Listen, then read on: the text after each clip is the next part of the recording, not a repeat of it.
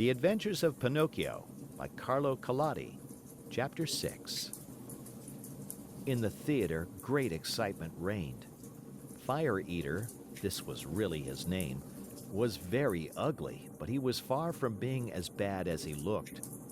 Proof of this is that, when he saw the poor Marionette being brought in to him, struggling with fear and crying, "I don't want to die! I don't want to die!" he felt sorry for him and began first to waver and then to weaken. Finally, he could control himself no longer and gave a loud sneeze. At that sneeze, Harlequin, who until then had been as sad as a weeping willow, smiled happily and leaning toward the Marionette, whispered to him, "Good news, brother mine. Fire Eater has sneezed, and this is a sign that he feels sorry for you. You are saved." For be it known that, while other people, when sad and sorrowful, weep and wipe their eyes, Fire Eater, on the other hand, had the strange habit of sneezing each time he felt unhappy. The way was just as good as any other to show the kindness of his heart. After sneezing, Fire Eater, ugly as ever, cried to Pinocchio, "Stop crying! Your wails give me a funny feeling down here in my stomach and...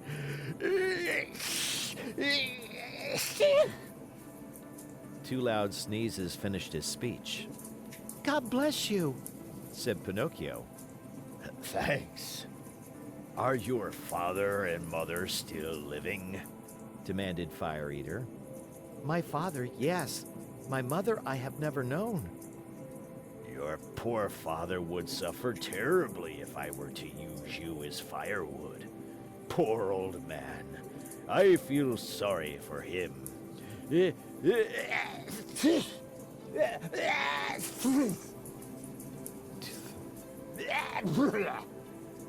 Three more sneezes sounded louder than ever. "God bless you," said Pinocchio. "Thanks. However, I ought to be sorry for myself too just now. My good dinner is spoiled. I have no more wood for the fire and the lamb is only half cooked. Never mind. In your place, I'll burn some other marionette. Hey there, officers!"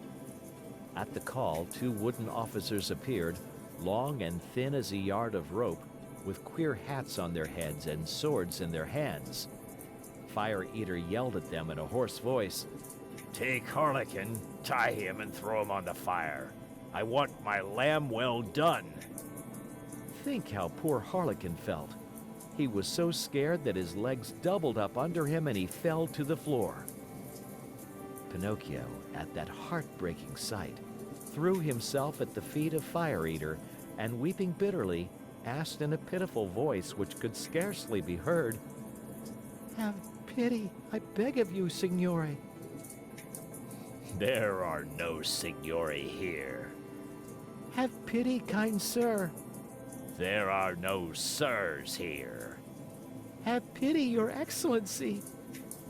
On hearing himself addressed as Your Excellency, the director of the Marionette Theater sat up very straight in his chair, stroked his long beard, and becoming suddenly kind and compassionate, smiled proudly as he said to Pinocchio, "Well, what do you want from me now, Marionette?" "I beg for mercy for my poor friend Harlequin, who has never done the least harm in his life." "There is no mercy here, Pinocchio. I have spared you. Harlequin must burn in your place. I am hungry, and my dinner must be cooked."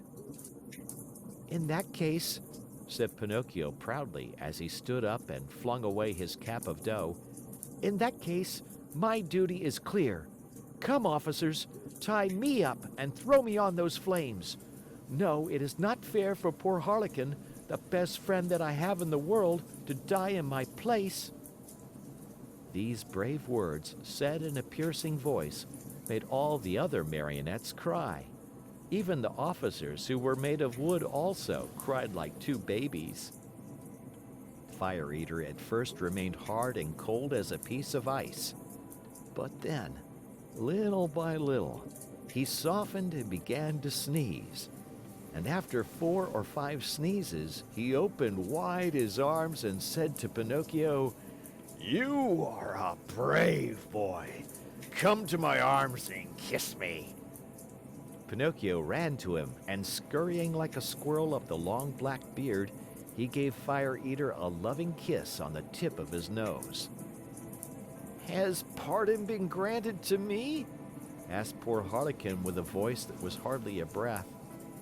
"Pardon is yours," answered Fire Eater, and sighing and wagging his head, he added, "Well, tonight I shall have to eat my lamb only half cooked. But beware the next time, marionettes." At the news that pardon had been given, the marionettes ran to the stage, and, turning on all the lights, they danced and sang till dawn. The next day, Fire Eater called Pinocchio aside and asked him, "What is your father's name?" "Geppetto." "And what is his trade?" "He's a wood carver." "Does he earn much?" "He earns so much that he never has a penny in his pockets. Just think that, in order to buy me an ABC book for school, he had to sell the only coat he owned. A coat so full of darns and patches that it was a pity." "Poor fellow. I feel sorry for him. Here, take these 5 gold pieces. Go, give them to him with my kindest regards." Pinocchio, as may easily be imagined, thanked him 1,000 times. He kissed each marionette in turn, even the officers, and beside himself with joy, set out on his homeward journey. He had gone barely half a mile when he met a lame fox and a blind cat walking together like 2 good friends. The lame fox leaned on the cat, and the blind cat let the fox lead him along. "Good morning, Pinocchio," said the fox, greeting him courteously. "How do you know my name?" asked the marionette. "I know your father well." "Where have you seen him?" "I saw him yesterday standing at the door of his house." "And what was he doing?" "He was in his shirt sleeves, trembling with cold." "Poor father! But after today, God willing, he will suffer no longer." "Why?" "Because I have become a rich man." "You, a rich man?" said the fox, and he began to laugh out loud. The cat was laughing also, but tried to hide it by stroking his long whiskers. "There is nothing to laugh at," cried Pinocchio angrily. "I'm very sorry to make your mouth water, but these, as you know, are 5 new gold pieces." And he pulled out the gold pieces which Fire Eater had given him. At the cheerful tinkle of the gold, the fox unconsciously held out his paw that was supposed to be lame, and the cat opened wide his 2 eyes till they looked like live coals, but he closed them again so quickly that Pinocchio did not notice. "And may I ask," inquired the fox, "what are you going to do with all that money?" "First of all," answered the marionette, "I want to buy a fine new coat for my father, a coat of gold and silver with diamond buttons. After that, I'll buy an ABC book for myself." "For yourself?" "For myself. I want to go to school and study hard." "Look at me," said the fox. "For the silly reason of wanting to study, I have lost a paw." "Look at me," said the cat.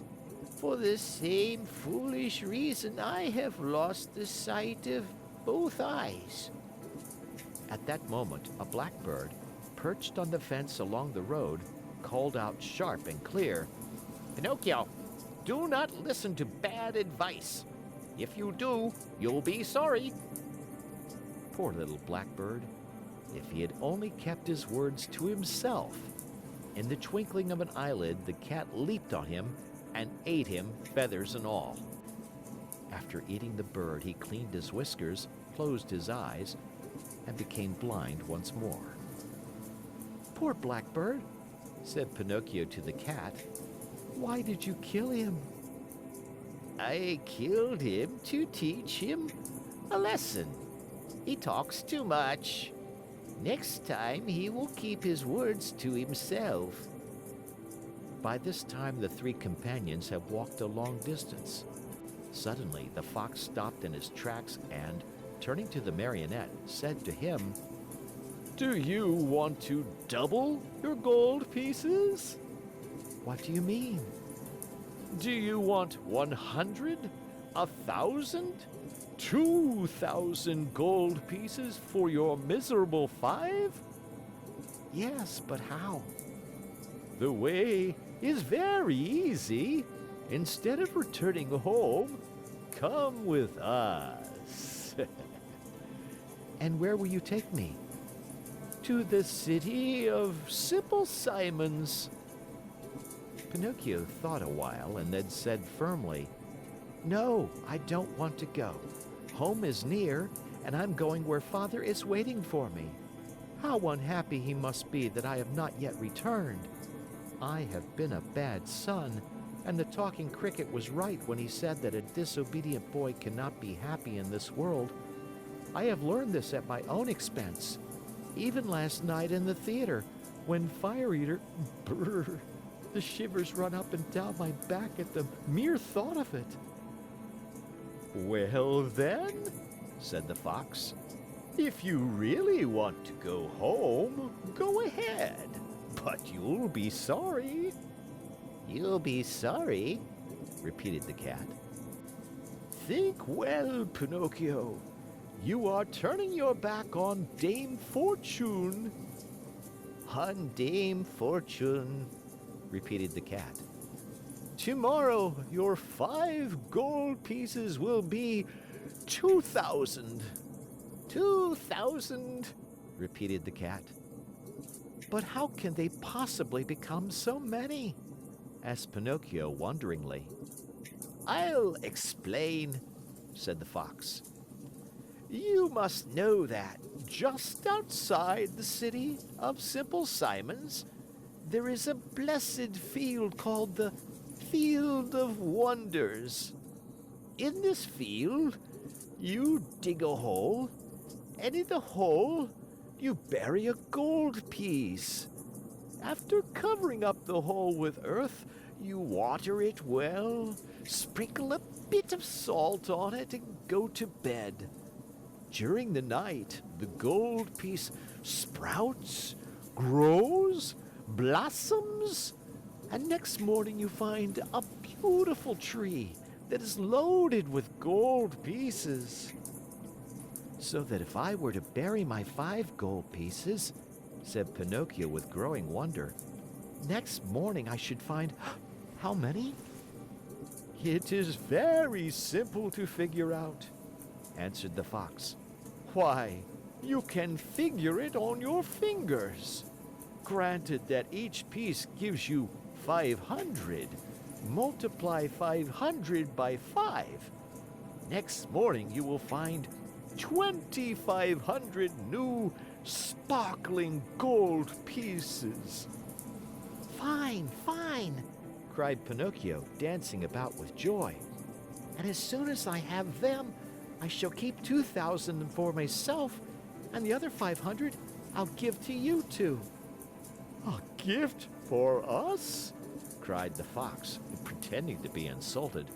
"Why, of course not." "Of course not," repeated the cat. "We do not work for gain," answered the fox. "We work only to enrich others." "To enrich others," repeated the cat. "What good people," thought Pinocchio to himself, and forgetting his father, the new coat, the ABC book, and all his good resolutions, he said to the fox and to the cat, "Let us go. I am with you." End of chapter.